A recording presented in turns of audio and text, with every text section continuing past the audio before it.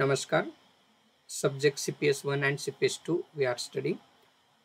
Curriculum and Pedagogic Studies, School Subject English. We are going to start unit number 2, Content cum Methodology. Today we will see 2.1, Historical Perspective of Content cum Methodology. Friends, here we are going to see how the progress of content cum methodology, the progress of this concept is on. So let's see the historical perspective of this concept.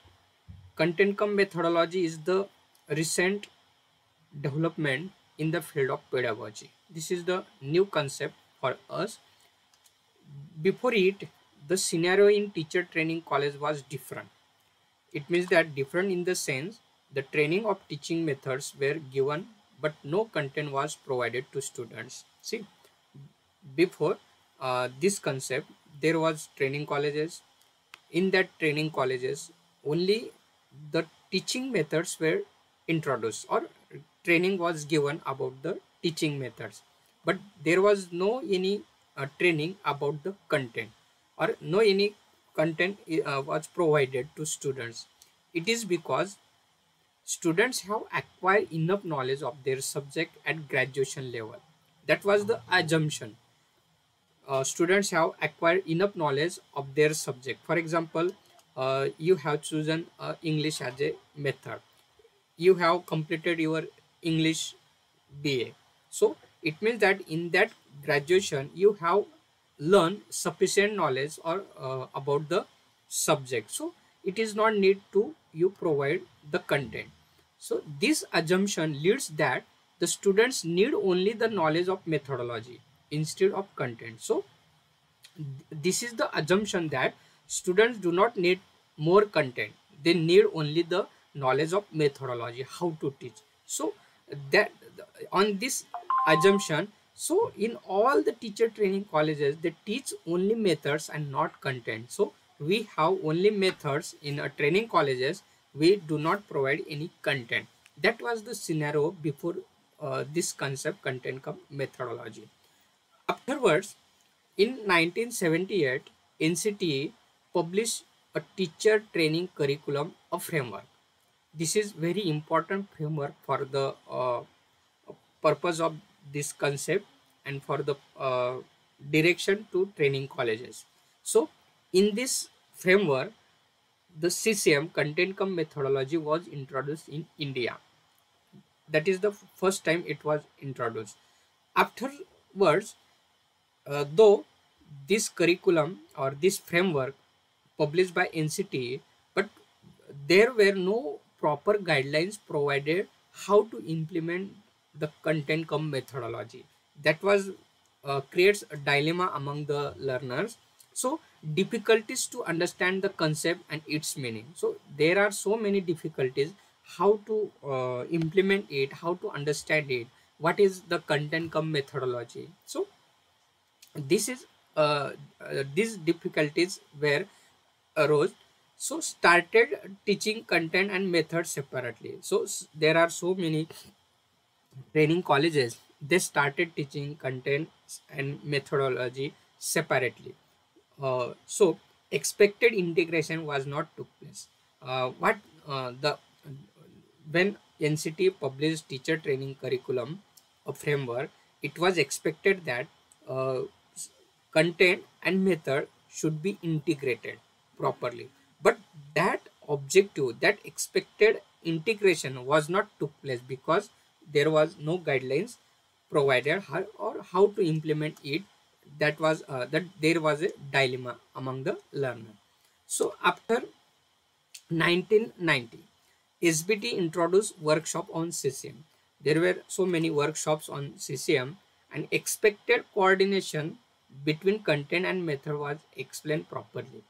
Then after that, the structure was suggested by SBT on CCM. So how the CCM should be, how should we integrate all these things, or the structure of CCM was provided in the workshop.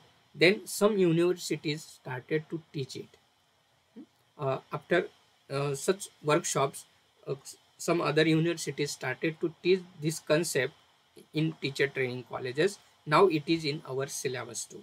So our university also accepted that, and we are started this concept.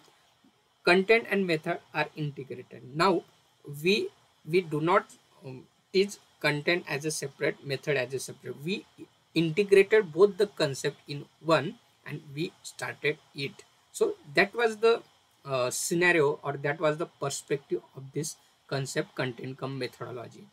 Then what we have seen NCTA documents on teacher education curriculum, that suggests three types of syllabus. uh, the these are the heads. The first head is that pedagogical theory courses. Here we have some foundation courses such as psychological foundation, philosophical foundations, ICT based foundation.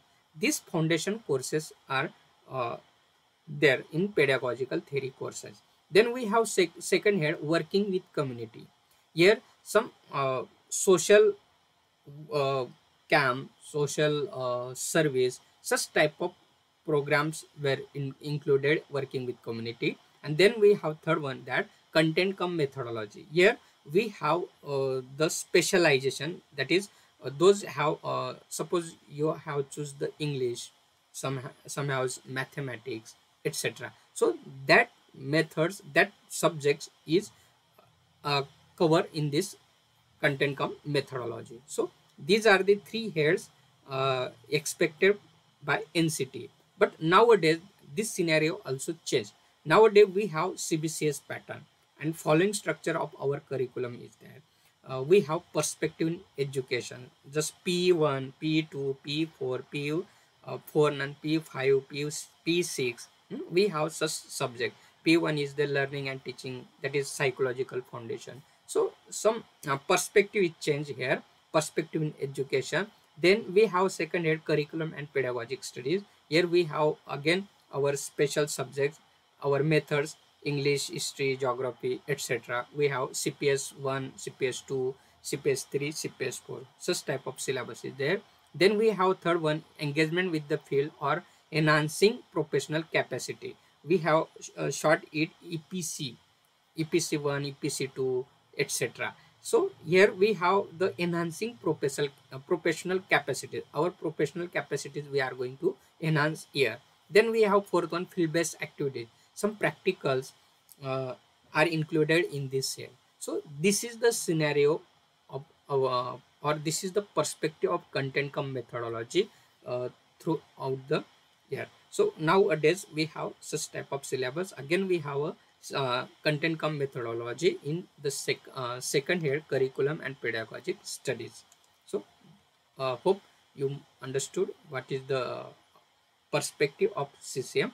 I have took some references from these books, and you may also read them. Thank you very much.